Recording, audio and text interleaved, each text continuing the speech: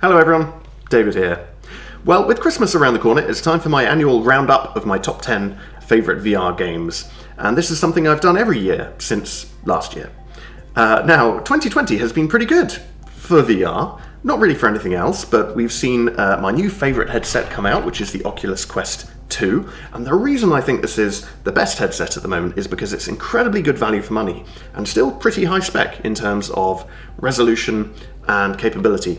Also, if you pair it with any kind of USB cable, you can now get access to all of the Oculus Rift games on PC and stream them to the headset. And also, if you get Virtual Desktop and get the Sideloaded version and put it in developer mode, you can also stream wirelessly all of your desktop VR games, both from the Oculus Store and Steam VR. So that's what I'm doing now. I'm playing Quest games and also any kind of desktop VR games and streaming them through Virtual Desktop. So I've put together this top 10 list, and it's heavily biased towards games that just caught my eye over the year and that I've played and I've personally liked. It's highly subjective. There's a couple of honourable mentions. Warhammer 40k Battle Sister, I haven't had a chance to play that yet. Maybe I'll put it into next year's list if it's good.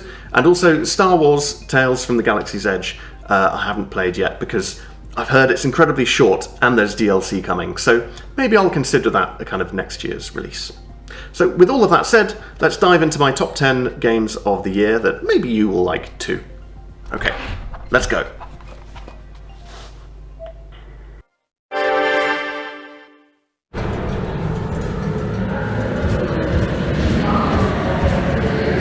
So starting at number 10, we've got ALTDEUS Beyond Chronos. I don't even know if I'm pronouncing that right.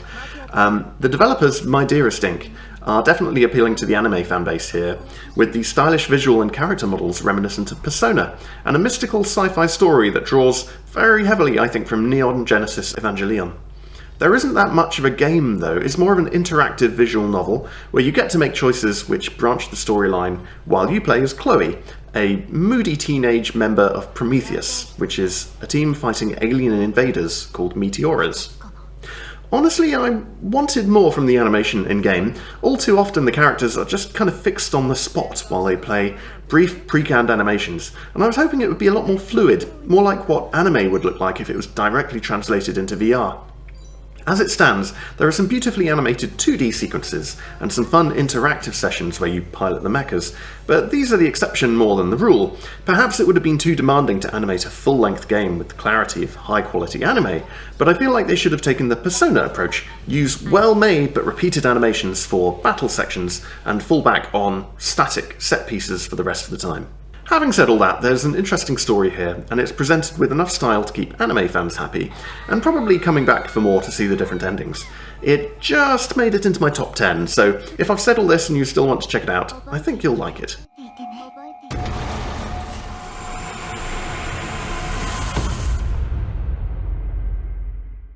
Pull both levers to release the hatch.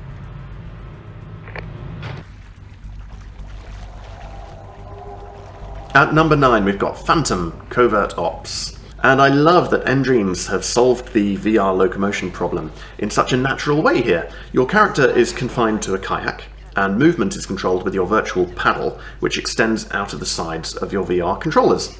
They've polished this movement system to within an inch of its life, and generally the kayak moves in the way you want.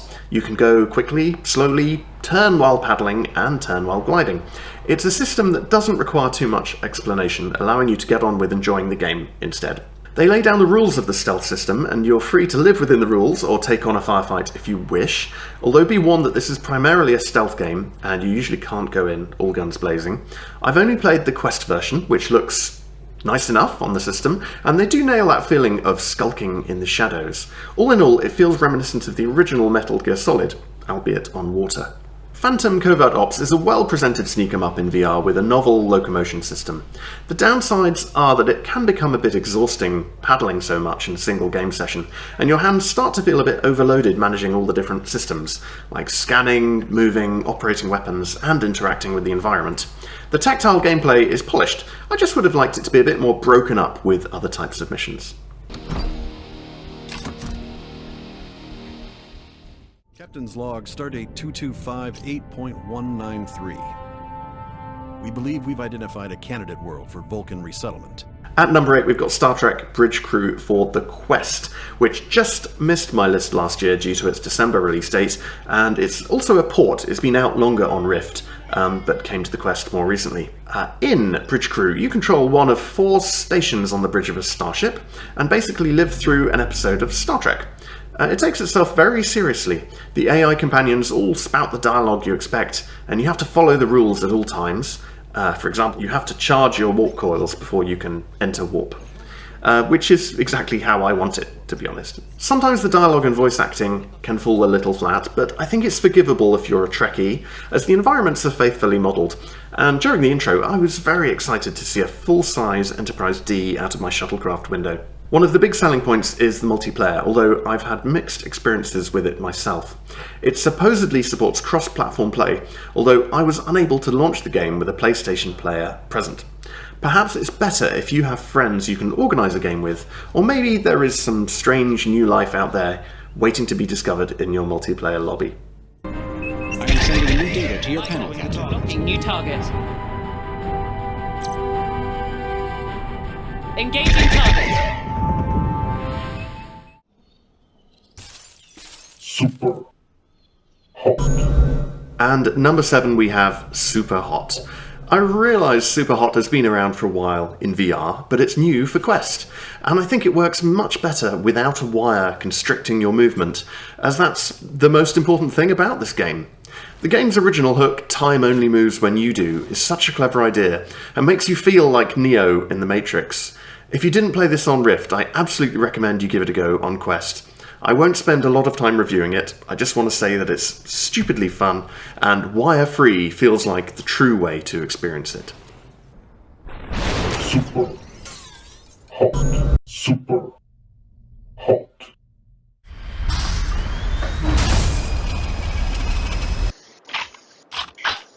At number 6, it's Population 1. Some games can be described as X in Y with Z, and Population 1 is basically Fortnite in VR, with good controls. The UI and some aspects of the presentation seem a little rough around the edges, but the actual multiplayer action is solid and really enjoyable. It encourages voice chat. When I played, there was no way to turn it off, and squad play, and it's easy to start making friends after your first few games. The gunplay is fast and frenetic. Sometimes you can be killed in a few seconds flat and only later discover who did it. And the climbing and gliding system works well, although the first few times you reach out with your arms to fly around, you may feel a bit silly. As the first major Battle Royale game on Quest, it has some very big boots to fill, but there are plenty of people online enjoying it right now. One of you done this. Yeah, nice.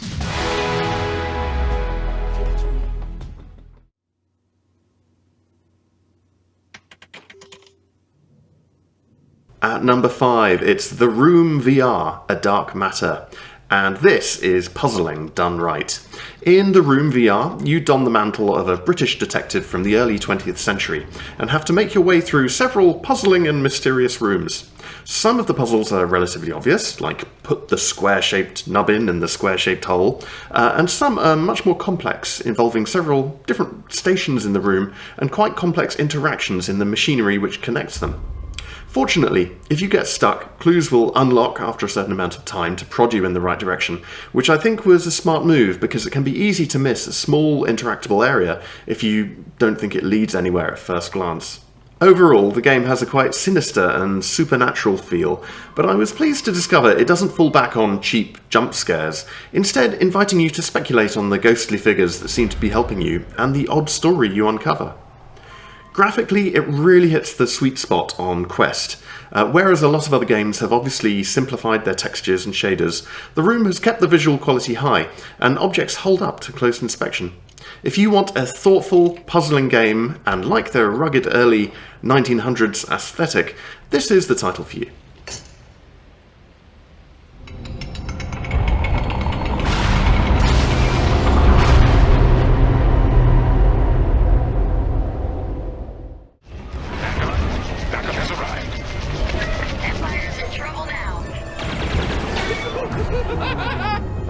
At number 4, it's Star Wars Squadrons.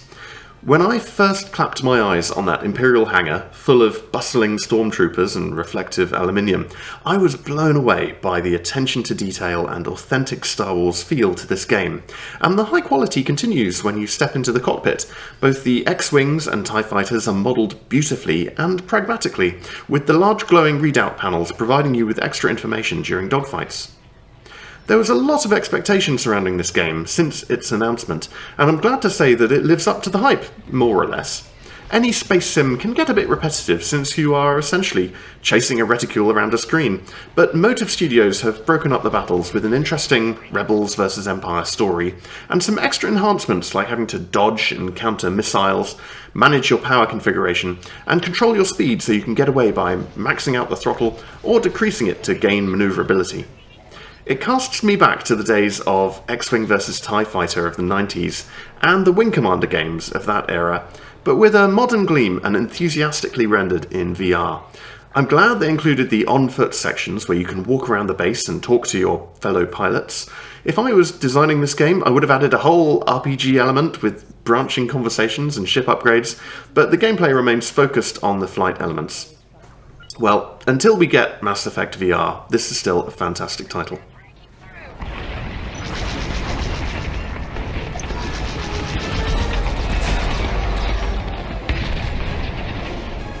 Cruiser destroyed. Not bad, Vanguard 5. Keep an eye on the lighthouse. We're supposed to look for a signal.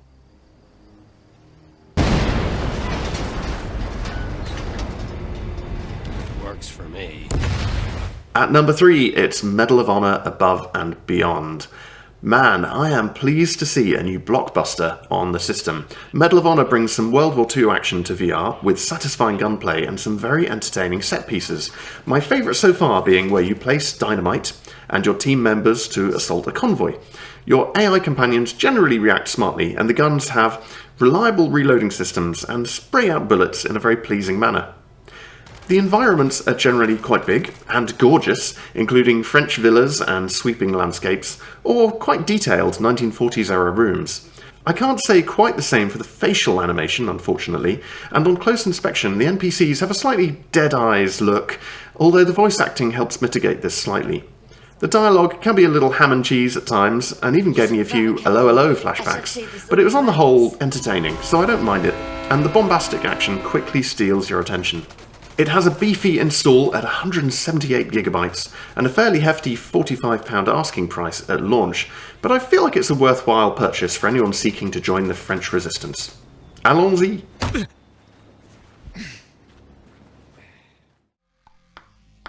At number 2, it's 11, Table Tennis VR. I nearly put this in the top spot. For Fun Labs have created a masterful simulation of table tennis here, and their dedication to getting the physics and feel of the game as accurate as possible is evident. The game is a perfect fit for VR. A typical ping-pong paddle weighs about the same as an Oculus touch controller, and there is a gentle vibration when you strike the ball, so the haptic feedback simulates the real world well. Basically, there are no forces missing. If you heft a big sword or gun in other VR games, you immediately notice the lack of weight. Until we get force feedback bodysuits, anyway. But here, nothing is off, and it works the same way Beat Saber does. Everything feels right, and it helps the immersion click into place. Currently, there are plenty of players online, and it's easy to get a multiplayer match against a human opponent, and while I was initially concerned the latency would make it unplayable, it actually works well. I haven't lost a point due to lag yet, and only noticed it glitch once or twice after a couple of hours of play. There are still some rough edges in the presentation. It requires you to manually set the floor height rather than using whatever you set during Oculus setup, but I feel like these will get smoothed out in time. I would love for the developers to add an online tournament mode and improve the avatars, so I can feel like there's a tangible social element to the game when I play online. Even if you don't love table tennis, give it a try. Since you don't have to chase after all the balls that end up on the floor, it may be better than the real thing. Alyx, are we good? Yep, they got the reactor. Easy peasy. I'm headed back to the safe house right now to meet Dad.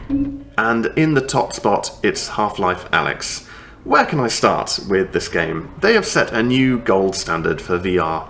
The graphics, sound, locomotion, physics, AI and UI are all best in class. Things react how you expect, and almost everything reacts. They made some very smart decisions in how you move around, and even seated play works extremely well, which is good because you can expect some long play sessions with this one. The story is faithful to the Half-Life universe, and this feels like a full game, not a spin-off or a cash-in.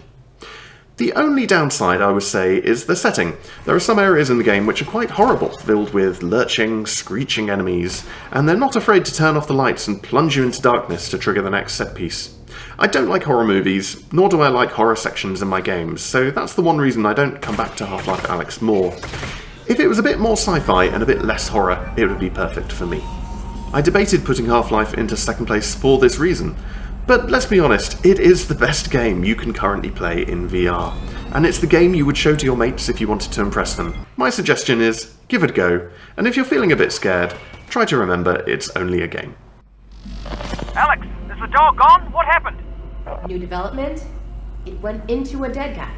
No. Yes. I had to shoot both of them. It was nuts, Russell. It sounds nuts. Oh, it was. Okay, so that was my list of my favourite top 10 games of the year. What do you think? Do you agree or disagree? Did I tragically miss something out? Please let me know in the comments section below. Now, when I think to what's coming out next year, I'm not really sure there are that many big titles this time. I mean, there's no big Half-Life Alyx coming out in a few months' time. There is Lone Echo 2, which I'm quite looking forward to, and if it's as good as the first one, then it should be very good. And I'm kind of interested to see Facebook Horizon. You know, I think that's going to be a very interesting product. Maybe it won't be a game exactly, but I think it will kind of open up VR to more people and more opportunities. But yeah, mostly I hope that Valve will make some more Half-Life, or make that engine available for other games, kind of like they did with Half-Life 2 and the Steam engine. Maybe we'll get a kind of Vampire the Masquerade available, but, you know, for VR. That would be very cool. Alright, I hope you found that video useful. If so, then leave me a like down below, and you can help me out by subscribing to my channel as well. Okay, see you next time.